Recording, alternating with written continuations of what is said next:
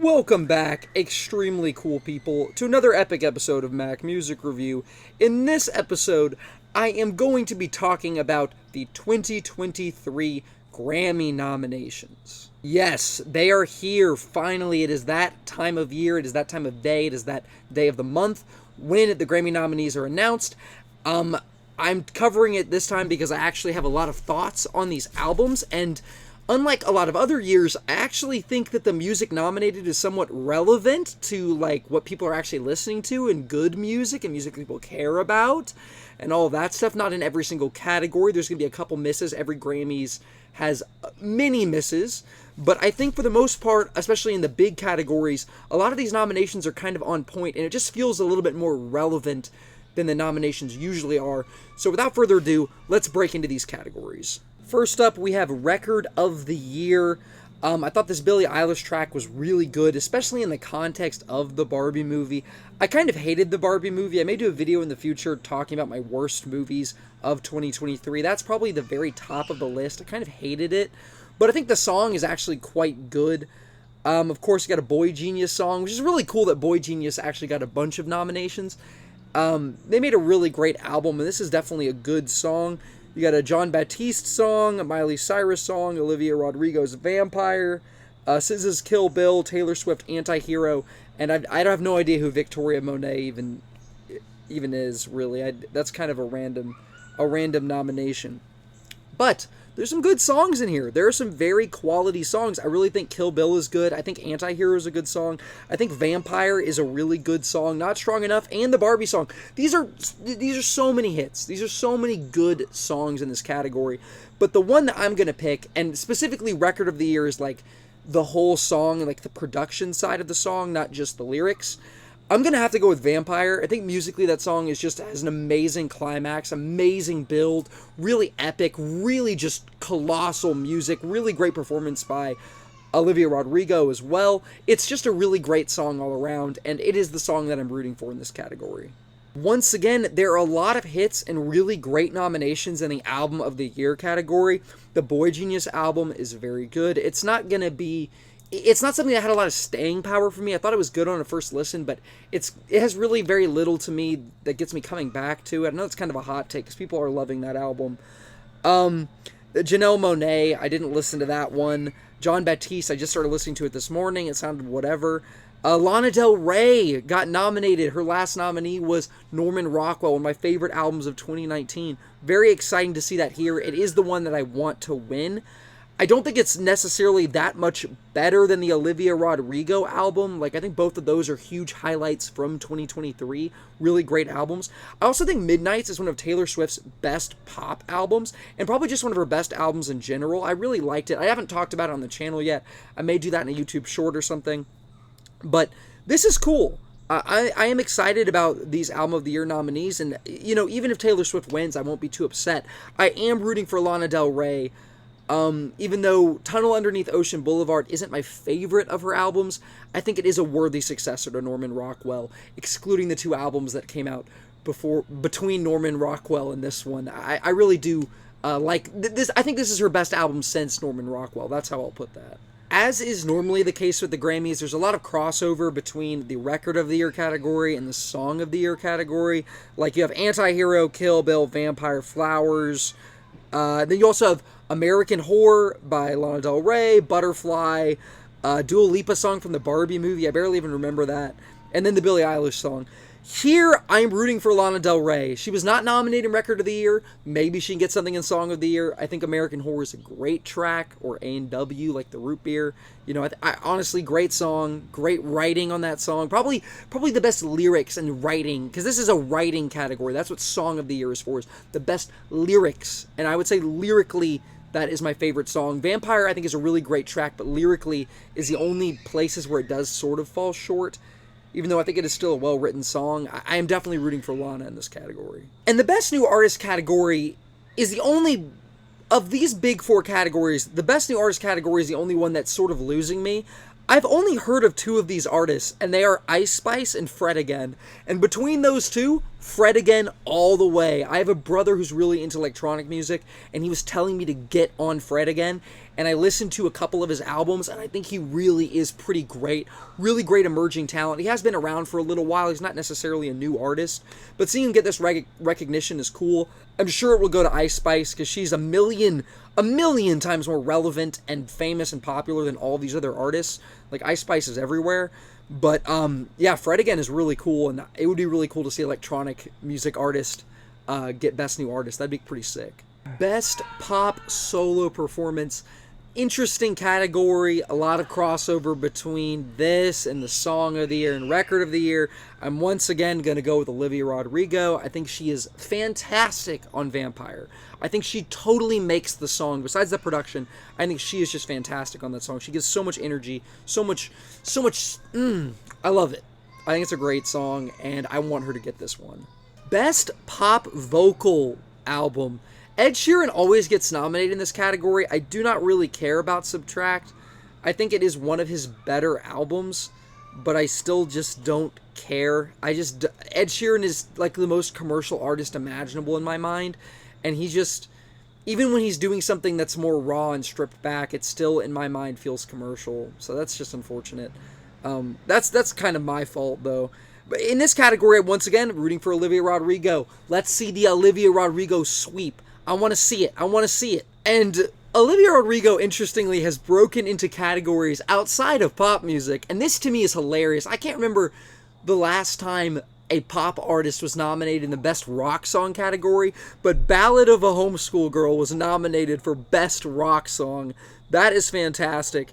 That Foo Fighters song, of course, is good. That whole album is really very emotional and potent. The Boy Genius song, Not Strong Enough, is good. I haven't heard the Queen of the Stone Age, and I haven't heard the Rolling Stones track. But guess what? I'm rooting for Olivia Rodrigo again, because it would be hilarious if she wins in this category. She's got so much momentum going for her that I think she has a pretty decent chance of winning this. And it is one of my favorite songs on Guts. So let's go Olivia once again. Best Alternative Music Performance. I'm actually familiar with all of these songs. Belinda Says is a banger. Absolute banger. I don't think it's the performance necessarily that carries the song, though. That's not what I would say necessarily. Arctic Monkeys' Body Paint, once again, great song. I wouldn't necessarily say the performance is the best aspect of the song. Cool Boy Genius song, of course. Lana Del Rey, Song of the Year nominee, American Horror, great song, good performance. But Paramore, This Is Why. That song thrives and just lives on that energy, on the energy of that lead singer. And I know her first name is Haley. I don't remember her last name. She just kills it, bro. She does an amazing job, and that the instruments too, every aspect of her performance. It's a very performative song, very fun song. I'm rooting for it in this category. It's a really great track. I'm familiar with all of the nominees in the Best Alternative Music Album category, and a lot of them are going to make a reference. I'm going to reference these in my best albums of 2023. They're really honorable mentions. None of them have cracked the top 10, or I don't think any of these are going to crack the top 10. But I'm not familiar with the PJ Harvey album. All the other ones I am. The Car was really great. That was last year, of course. It wasn't really a 2023 album, but I really liked it. It made my honorable mentions of 2022. The Boy Genius album, once again, is good. Not really my thing, but good. The Gorillaz album is great. I really do like it. And Lana Del Rey, once again. And this, interestingly, it feels like a lock for Best Alternative Music Album because it was the only album in this category that was nominated for Album of the Year. So she should win this. She doesn't have any Grammys, so it'd be very, I'm excited for her to, have a Grammy, like, to have that recognition, the biggest award in music, because I think she kind of deserves it. She's been in such a mainstay and important force in music for a really long time now. So I really want her to win this, and it is my favorite album out of all of these, so let's go Lana. Full disclosure, I'm not familiar with the Greta Van Fleet album, or the Queens of the Stone Age album, or the Metallica album. 3 artists I just don't care about or listen to at all. I don't really give them the time of day.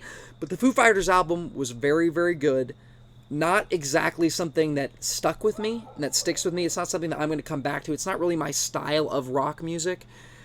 But this Paramore album, once again, a band that I've never really gotten into Paramore. But This Is Why is really great. Like, it's a great album, And I'm totally rooting for them in this category, even though I think it's not necessarily better than the Foo Fighters album. I just like it better. I think it's more listenable. It's a lot more fun.